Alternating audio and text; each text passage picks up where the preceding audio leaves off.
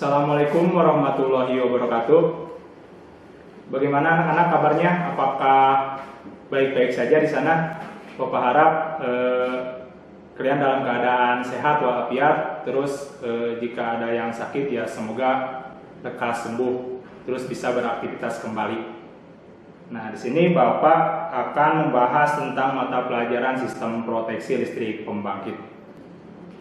Mari kita lihat. Di sini ada sistem proteksi. Nah, katanya sistem proteksi itu dibutuhkan suatu keandalan dan kemampuan suatu sistem tenaga listrik dalam melayani konsumen itu sangat bergantung pada sistem proteksi. Nah, oleh sebab itu, dalam perancangan suatu sistem tenaga listrik perlu dipertimbangkan kondisi-kondisi gangguan yang mungkin terjadi pada sistem melalui analisa gangguan. Nah, dari hasil analisa tersebut nanti bisa ditentukan sistem proteksi yang digunakan untuk menghadapi kondisi gangguan-gangguan tersebut. Terus selanjutnya, nah di sini latar belakang dan pengertian. Nah, jadi listrik ini memiliki peran vital dan strategis. Ketersediaannya harus memenuhi aspek andal, aman dan akrab lingkungan. Sudah kita ketahui. Ternyata zaman sekarang ini kalau tidak ada energi listrik itu serasa hampa gitu. Memasak sekarang sudah menggunakan energi listrik. Nah, ada menggunakan magicom, terus belum lagi kebutuhan-kebutuhan kita yang sifatnya bisa dikatakan yang tadinya kebutuhan sekunder sekarang sudah menjadi kebutuhan primer. Itu juga menggunakan energi listrik.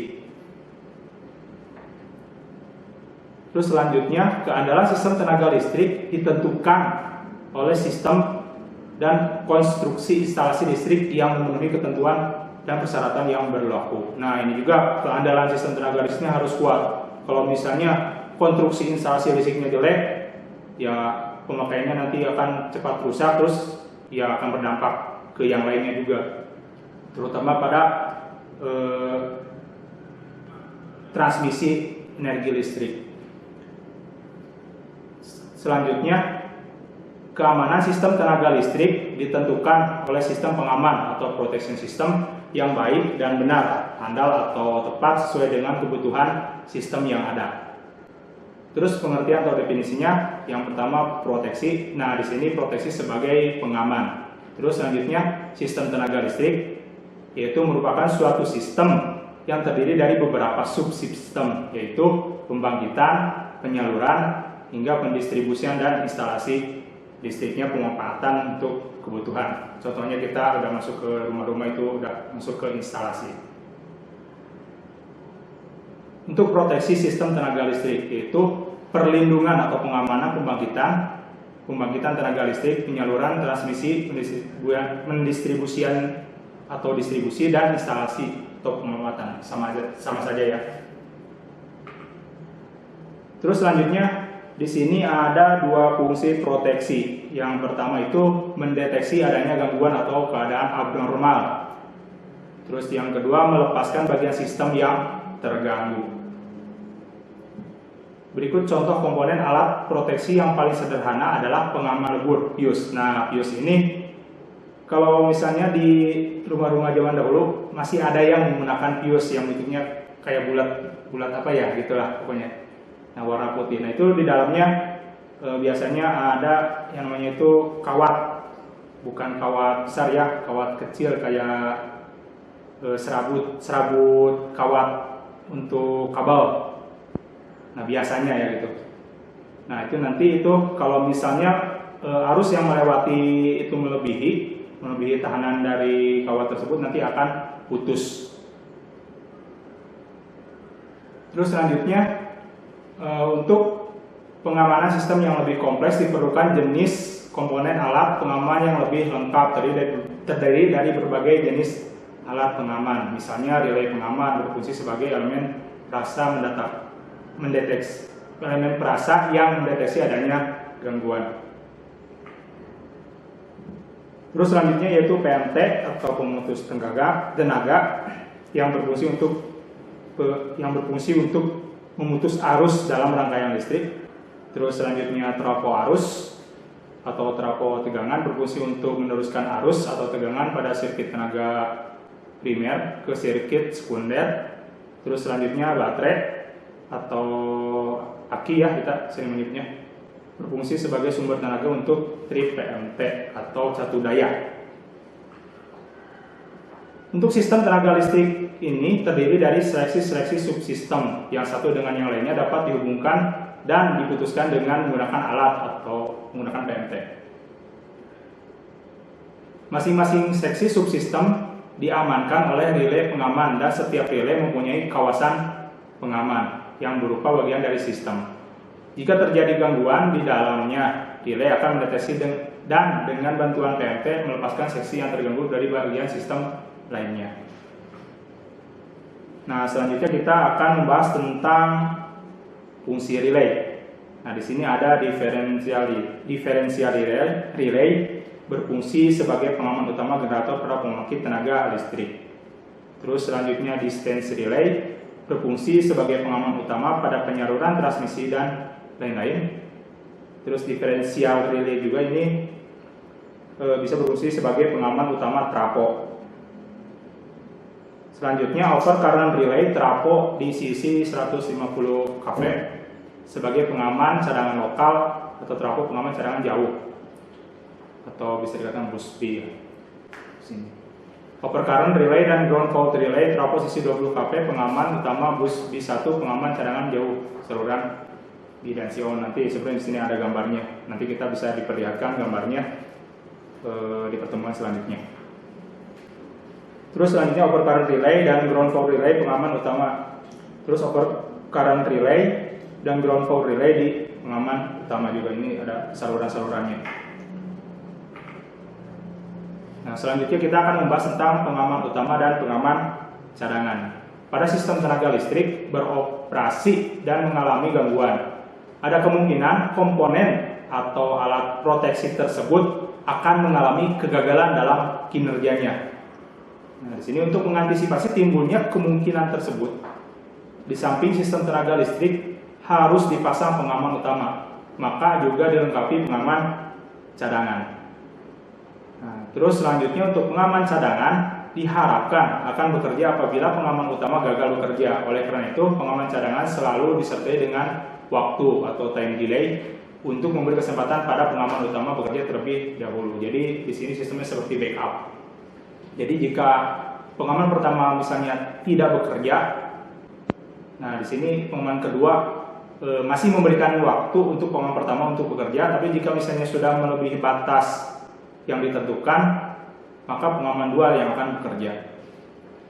Di sini ada jenis pengaman, yaitu pengamanan cadang lokal dan pengaman cadangan jauh atau local backup atau remote backup.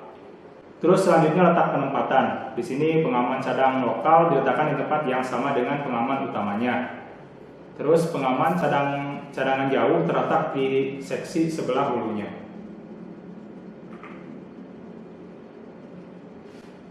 Selanjutnya kriteria sistem proteksi. Nah, di sini ada beberapa kriteria untuk sistem proteksi yang harus terpenuhi. Salah satunya kepekaan atau sensitivity. Jadi sistem proteksi itu harus sensitif. Misalnya sekian 0, sekian detik itu harus siap gitu, sensitif banget itu. Nah, di sini peralatan proteksi harus cukup peka dan mampu mendeteksi gangguan di kawasan pengamannya. Tentu saja jika tidak sensitif, yaitu nanti ya akan mengganggu ke peralatan yang harusnya diproteksi, jadi tidak terproteksi. Meskipun gangguan yang terjadi hanya memberikan rangsangan atau sangat minim. Nah, ini ya, walaupun hanya rangsangan, tetap harus peka. Peralatan pengaman relay harus mampu mendeteksi secara baik. Jadi dia itu istilahnya si relay ini harus standby every time lah. Jadi harus selalu standby, sigap. Jadi jika ada terjadinya gangguan itu harus langsung peka ya. Nah, di sini ada keandalan reliability. Nah, diperlukan juga keandalan yang tinggi. Jangan sampai istilah relay ada gangguan sedikit malah jadi rusak. Nah, itu relaynya jelek. Jadi harus punya keandalan yang tinggi. Jadi bisa digunakan berkali-kali. Jadi tidak istilahnya harus satu kali ganti gitu. Nah, terus selanjutnya ada dependability, yaitu peralatan proteksi atau relay ini harus memiliki tingkat kepastian bekerja yang tinggi. Nah, di situ ada yang namanya tingkat error atau tingkat kesalahan. Nah, di situ diusahakan untuk proteksi relay itu jangan sampai tingkat kesalahannya jauh. Terus selanjutnya peralatan proteksi pengaman harus memiliki keandalan tinggi. Itu dapat mendeteksi dan melepaskan bagian yang terganggu, tidak boleh gagal bekerja. Ini saling berhubungan ya. Peralatan proteksi itu harus andal dan sigap. Nah, masih kriteria sistem proteksi. Yang selanjutnya itu security atau keamanan. Peralatan proteksi pengaman harus memiliki tingkat kepastian untuk tidak salah bekerja dan tingkat security keamanan harus tinggi. Terus yang selanjutnya, yang dimaksud salah kerja adalah kerja yang semestinya tidak bekerja. Nah, itu tadi ya. Misalnya karena lokasi gangguan di luar, nah itu. Terus kawasan pengaman atau sama sekali tidak ada gangguan. Salah kerja bisa mengakibatkan terjadinya pemadaman yang semestinya tidak perlu terjadi. Nah, jadi itu si relay harus fokus pada tujuannya. Dia mengaman bagian mana, terus apa yang dia amankan, terus gangguan apa yang harus dia blok lah seperti itu, atau ditahan agar tidak merusak peralatan yang dia proteksi. Nah, selanjutnya ini kriteria sistem proteksi ya. Terus selektivitas. Nah, ini jadi harus selektif. Jadi peralatan proteksi pengaman harus cukup selektif dalam mengamankan sistem, dapat memisah bagian sistem yang terganggu sekecil mungkin, yaitu hanya subsistem yang terganggu saja yang memang menjadi kawasan pengaman utamanya. Jadi dia punya areanya tertentu. Jadi dia harus fokus di area itu.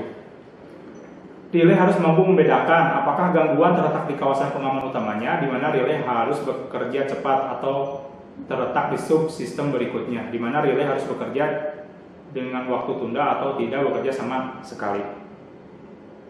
Nah, terus selanjutnya kecepatan speed. Nah, di sini relay harus mempunyai speed yang cukup baik. Nah, peralatan proteksi pengaman harus mampu memisahkan subsistem yang mengalami gangguan secepat mungkin untuk menciptakan selektivitas yang baik. Ada kemungkinan suatu pengaman terpaksa diberi waktu tunda, time delay, tetapi waktu tunda tersebut harus secepat mungkin. Nah, di sini maksudnya secepat mungkin segera diatasi ya. Dengan tingkat kecepatan yang baik, maka terjadinya kerusakan atau kerugian dapat diperkecil.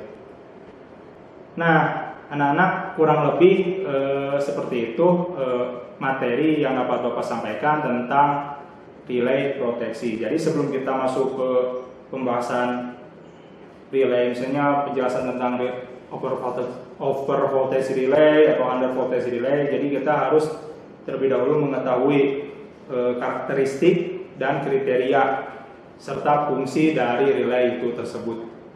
Bapak harap kalian membacanya dengan cermat, terus memahaminya. Bagian-bagian relay itu kurang lebih seperti itu, sehingga nanti ketika kita berlanjut ke materi selanjutnya tidak terlalu bingung gitu. Nah, apabila ada yang ditanyakan atau misalnya masih belum mengerti tentang materi yang Bapak sampaikan, atau misalnya perkataan Bapak yang istilahnya masih kurang dipahami, kita bisa diskusikan kembali misalnya yang sering kita lakukan itu misalnya diskusi di WhatsApp, atau jika berencana ingin melakukan diskusi di Google Classroom juga dipersilakan. Nanti tinggal hubungi Bapak terlebih dahulu. Nah, nanti kita akan melakukan sesi diskusi di sana. Terima kasih atas segala perhatiannya. Ditutup dengan billahi taufiq wal hidayah. Assalamualaikum warahmatullahi wabarakatuh. Ya Allah.